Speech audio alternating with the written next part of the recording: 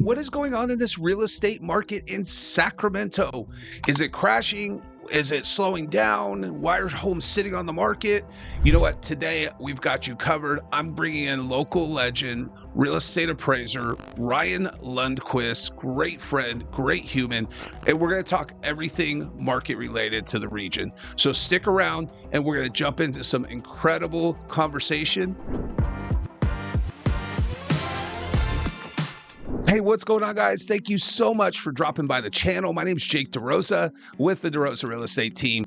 And if you like the content, please throw us a like, thumbs up, and subscribe to the channel. You know, as a resident of over 49 years and a real estate broker for 23, gosh, we've helped so many families buy and sell real estate in and out of the area, and we love talking with you. So drop a comment. We love interacting with our community. And with that being said, let's jump into today's topic. All right. Well, we are super lucky here today. We've got a good friend, Ryan Lundquist here. He is a legend in the greater Sacramento area. He is the just preferred appraiser. He is on the stats, on everything. And I brought him in here today to really have a conversation about what we're seeing in the market from a standpoint of a real estate professional, as well as the numbers he's seeing from the appraiser perspective. So Ryan, thanks for joining us today, man. Appreciate you. Hey, really glad to be here, Jake. Thanks for having me. Yeah, absolutely. Dude, you've been doing this it kind of feel like you're similar to me. We've been at this together kind of for a while. How many years have you been doing this appraisal? I guess this is my 23rd year, maybe something like that. No way. Michael Jordan. I didn't put that together. There we go. Okay, dude, I started in 02. So yeah. Saying the 23, it is a big year. We should celebrate that. There we go. 23 greatness, Michael Jordan. I love it.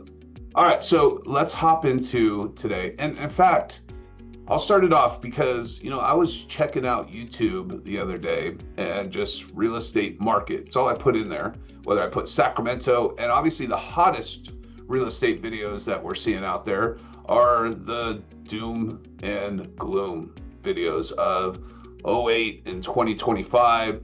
And what was interesting is people are talking about the not just the stats, but the preceding things that happened that were similar to 08 and 2025, just a lot of things. So tell me your take on things and just in general on that type of stuff.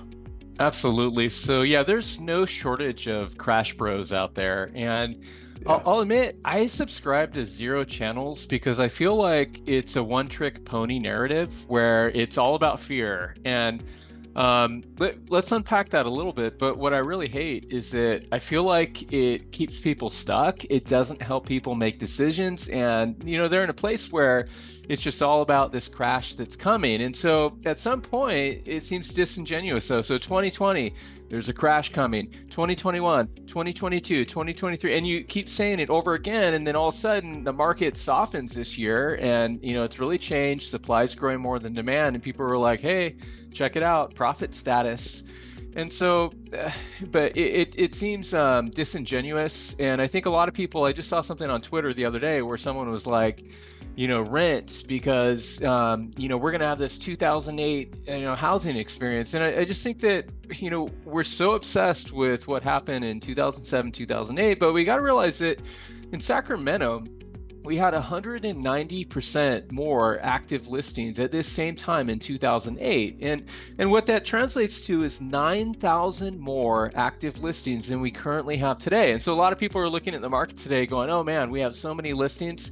It's almost back to normal. It feels like a lot because the number of sales is so low, but it's just, we haven't had this really quick price change, and it's hard to get that because we don't have this massive disparity in you know, the number of listings versus the number of sales. And so it's a really different market in all regards in the stats, except for one thing. The one thing that we're seeing is an incredibly low number of sales. Literally every other stat, there's nothing that's similar. Yeah. You know, I look back, I did a appraisal for a client of mine who needed a value of 2000, I think it was 10, maybe 9. And I look back and there was, I think, 12 to 13,000 active listings at that point in time. So I look back at that, and when you start seeing those numbers and properties really sitting at a high level, I mean, when I say high level, I was looking at days on market a lot of times back then, and it was a situation where, 180 days, 240, 360, and a lot of that too also had to do with those days on market, and that growth of inventory was a lot of short sales where the banks didn't really, because I did a lot of those short sales, and the banks really was their first time going into this marketplace. So, to get an approval on a short sale, there's 9 months. So you stack that up by hundreds and sometimes thousands of properties that were going through that short sale process. They're just sitting there waiting to get approved, things like that. It was crazy back then. It was really crazy. I agree with you. I think it's really market driven. And I always say I put my crystal ball in the shop, because we really don't know what happens until we have statistics that tell the story, right? And we have things that are gonna move those numbers. So you're thinking about relocating to the greater Sacramento area. Well, I've got just the thing for you. Our team has actually taken the time to create the ultimate relocation guide, which is meant to save you hours of research. And I've linked it down below, from top employers, best hospitals, best schools, and a ton of other things that you need to know before making the move. The best part about this guide is it's 100% free. That's right, 100% free. Just click the link in the description or the top pinned comment. Hope this helps. Yeah, I mean, in the wild part today, we've had really low sales volume for over 3 years now. It's actually longer than what we saw during the Great Financial Crisis, and so it's been a really frustrating market, I think, for buyers especially, who are going, hey, I'm waiting for more affordability. I'm ready. I'm on the sidelines, but we haven't been able to see that significant price change like we did back then, because say in Sacramento County, there was 14 months worth of supply at one point. And so if nothing else came to market, there would be 14 months worth of homes for sale for for buyers to absorb. And today, in Sacramento County, that's still a little closer to about 2.5 months. And so it's just, I think we have to be real, and maybe real with disappointment that, like, hey, the market still feels very stuck, despite what I think a lot of the narrative is talking about online. We're maybe not conceding that, like, hey, it's been 3 years and we're not even quite back to a normal level of active listings. That's bananas to me in technical terms. Yeah. So when you say normal, tell me about that. When you talk to that number. So when we think about normal, I'm referring to maybe the pre-2020 norm, the average of 2016 to 2019. And, we think about that stat, and let me just pull it up to be precise. So in 2019, we had about 5,500 active listings at this time. And then, today was more like 4,700. And so, we'll get there eventually, but it's been a very slow burn because sellers have been holding back. Now they're, listing more. But really what's making the biggest difference with the number of listings, it's actually not so much these sellers rushing the market. This year, it's been fewer buyers. And so buyers back off, and then all of a sudden the pile of active listings, it starts to go up. And so, it's a vibe. The market's at an interesting place right now. But sure. I don't know. It's not like that 2007 comparison. It gets a little tiring where it's all about that. I guess I lack patience sometimes for that persistent conversation. I like to talk about it with everyone, but just if someone nags me persistently about that, it's like, okay, come on, that's your shtick. Like, let's talk about where the market's at. There's just more interesting things, I think.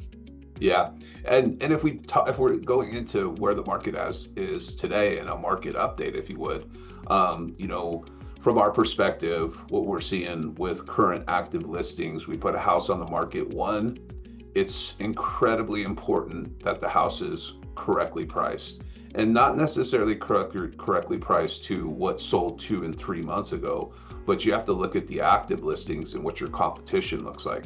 Like, what can someone go see? Because now we're back to where I remember when it used to, and we got spoiled, right? 2020, 2021, and homes would sell in 2 hours, and there'd be one new home, and there'd be people fighting over it.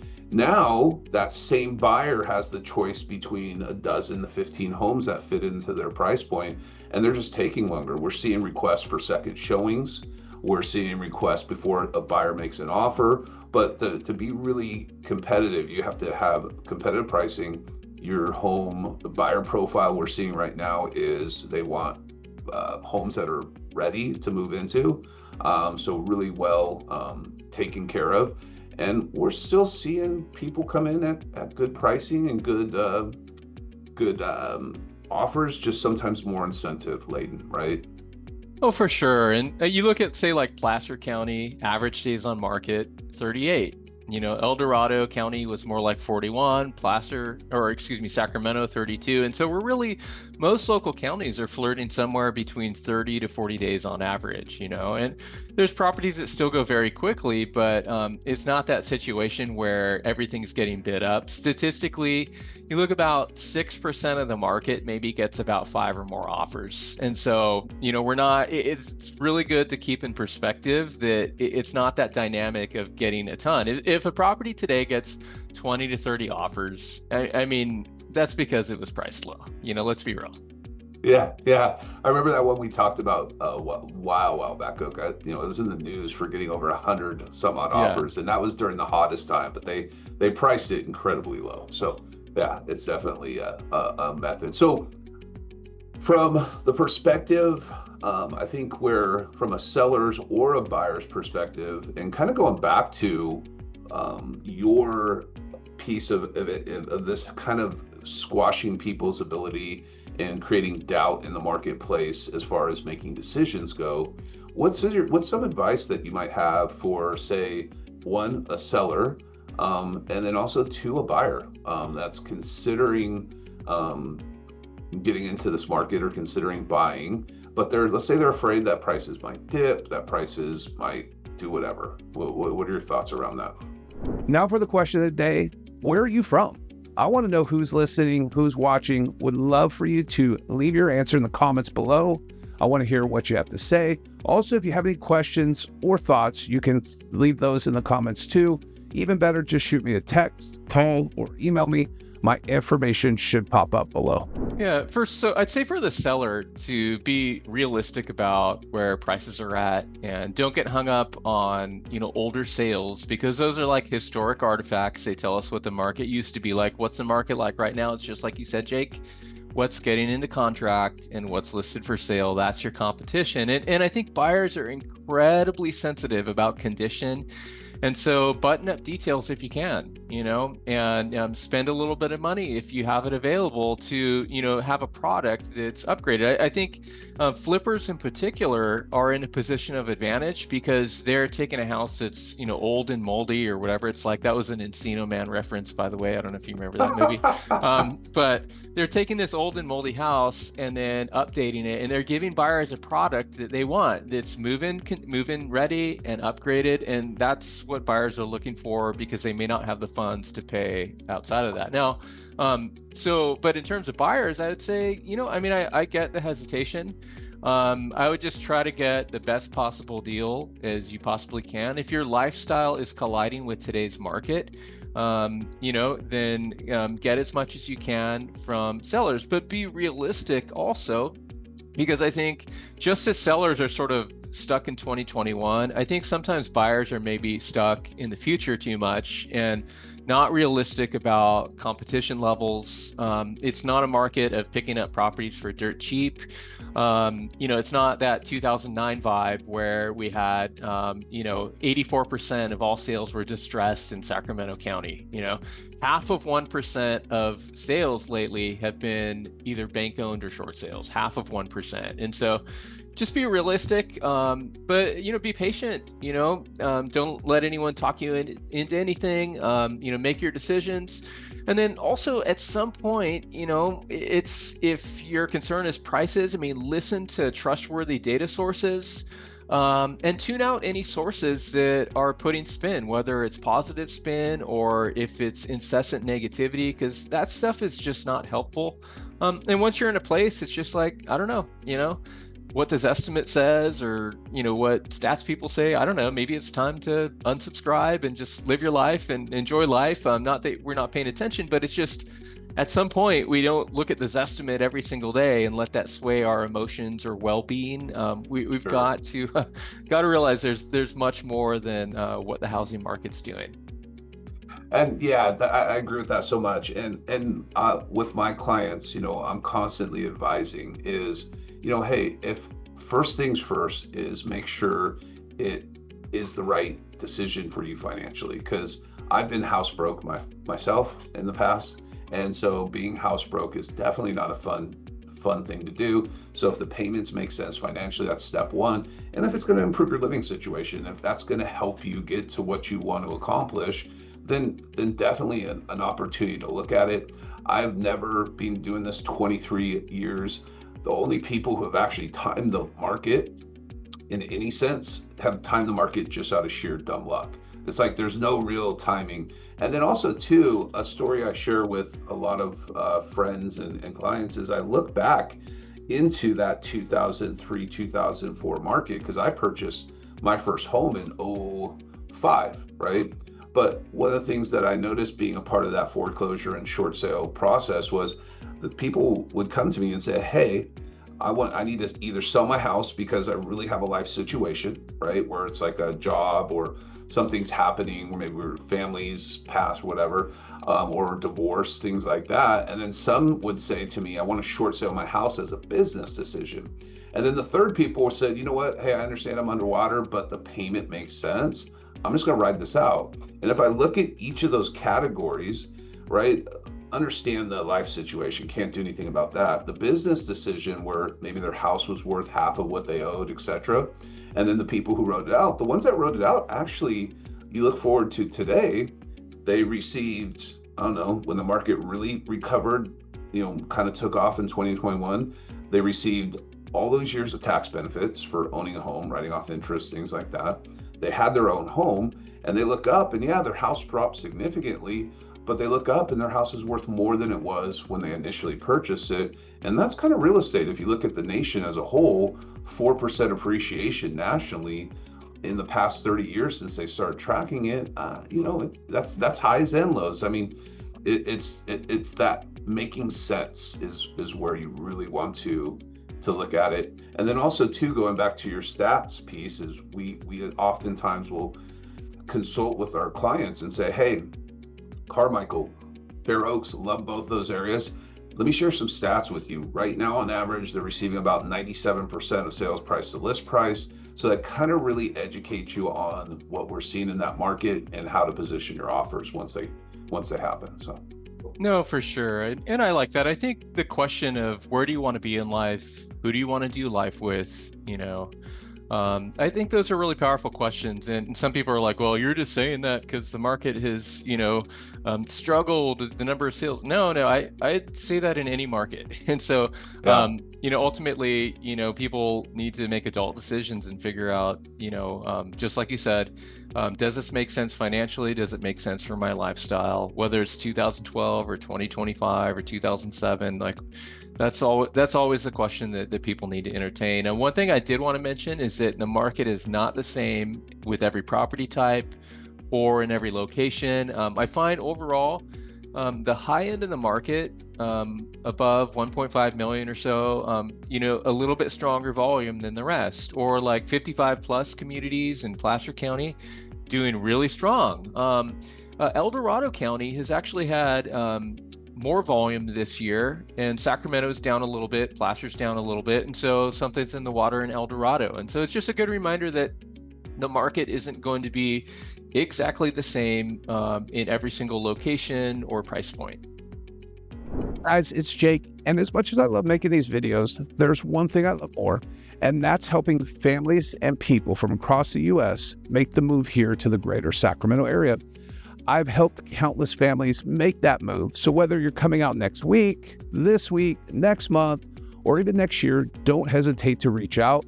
My contact information is right here on the screen and linked in the description in case you missed the on-screen pop-up. I look forward to helping you and your family move out to the greater Sacramento area. Cheers. Yeah, and it's like you talk about all the time, is it's hyper local. It's specific to neighborhoods, specific to type of home, specific to all those things. You can't pin the market as the market. The market in Florida is going to be much different than the market here. The market in Texas is going to be way different than the market here. So when a lot of, like, going back to that talk that we talked about earlier, a lot of people are looking at the market as a whole versus really hyper local markets. For sure. And there's like a lot of emphasis on the national median price, and that personally doesn't do it for me. It doesn't, like, because I'm like, that represents thousands of markets. And, you see the vibe is different in Texas and Florida. We're kind of catching a little bit of that vibe in California, but, there's some places in the country that, are going really strong with upward prices in portions of Ohio and the Northeast. And so, it's not the same everywhere. Same thing's true locally too. Yeah. I don't know if I love asking this question. I don't know if the person receiving it loves this question, but where do you see the market going? I get asked it every day, so that's why it's not that would be an appropriate one. I think so much of it depends on rates, but not just rates. Like, obviously rates go down, and then that helps energize the market. They stay where they're at or they go up, then lackluster is the operative word. But there's also a sense of there's more uncertainty. Yeah. There's no mistaking that we've seen more uncertainty. And it's not a political statement, okay? But the era of tariffs and, things of, like, consumers are kind of standing back, and not a partisan statement, but it's been a real thing where buyers have stepped back. But even interestingly, the past 2 months in Sacramento, we've also seen sellers step back a little bit. And so we're at an interesting place where we've seen supply grow more than demand, and I expect for that to continue if rates remain where they're at and uncertainty remains where it's at. Then the market should continue to soften. Right now, if something unexpected happens and all of a sudden, rates really do go down, like that's what everyone's been prophesying for 3 years, hasn't happened. It's like, how long do I need to date the rate, bro? But oh God, I hate that statement. Yeah, I know. And so, but I would expect for the market to soften unless something unexpected really turns that. But it really hinges on what happens with rates, and then right now, really over the past 3 months or so, just that feeling of, hey, what's the future going to be like? That's a really big deal. What happens with the psyche of both buyers and sellers. But otherwise, for sure, we've had an inflection point in the housing market this year. And, the vibe today is way different. We've kind of reached this point where the number of listings is high enough to where it's been able to stall out the market. Yeah, it's so funny too, is what I've noticed probably, even going back to 5, 6, 7, 8 years ago, and the impact that our social media and visibility of topics and conversations have become. And that's actually had an impact on elections. It's had an impact on the market, because somebody who may not know much at all of a sudden starts spouting, but because they're an influencer, they influence people, right? So it's interesting to see that impact on there too. And kind of what we're seeing, what I've noticed as well, is that uncertainty piece is a real piece, right? From the time that, again, no political views here, but from the time of figuring out who was going to get into office, things kind of stalled a little bit there, to now we know who's in office, and the tariff talks, and they put a pause on them, and now the tariff talks are picking back up, and August is coming, and it's crazy the way, and it's even been impacting if you watch the stock market, that thing sways the stock market like crazy. Like if some bad news comes out, then it's been interesting to watch that. Yeah, it's felt a little manic lately. And, typically it's like uncertainty isn't the friend of, consumers engaging, and really, I feel like people are just feeling the sting of inflation still. And, someone the other day on Facebook was like, hey, the price of eggs is better, everything's good. And I'm like, bro, have you been to the store lately? Like, are you like, it's great that eggs are down and that gas is down, but like everything else, oh my gosh, have you taken your family out to dinner? And so I think that people are in a place where I think that's also presenting pause. It is what it is, it's where we're at this moment. Everything won't always be like this in the housing market or the cost of things, but it's what we have right now. Yeah, it's a cyclical market. So, it's funny as he said that, because I actually went to Rayleigh's the other day and picked up, they had a 2-for deal. So I haven't bought a dozen eggs for less than $7 and I don't know how long. And they had a 2-for deal where it was 2 for $7. I was like, or 2 for like $7.50. I was like, oh my gosh, should I buy like 20 of these things? But then I'm like, they're gonna go bad, right? But it's kind of like that toilet paper COVID situation, right? Yeah, so, exactly. Yeah. All right, dude, thank you so much for everything. So Ryan Lundquist, he has probably, I won't even say probably, I would say hands down, I in fact send this to other out-of-state people just to get the take on our market. It's called Sacramento appraisalblog.com. Sacramento appraisalblog.com. Absolutely hands down the best blog out there. And his last name spelled Lundquist. You just look up Ryan Lundquist, it'll pop up, but I would highly suggest to keep your pulse on the real estate market, what's going on. He does a fantastic job in it, how appraisers work. It's the most interesting blog that I've seen, hands down. So Ryan Lundquist, you are the man. I appreciate you and appreciate your input to our, and you have a YouTube channel? Do you have one? I technically do, but I have hardly well, I haven't posted on there in a long time. It's my last name, Lundquist, and then CO. Lundquist Co. Hit him on Instagram, though. He has a great Instagram channel, too. So we appreciate you. And as always, hey, guys, if you like the content we're bringing you, please drop us a thumbs up, drop a comment, subscribe, and see you on the next video. Cheers.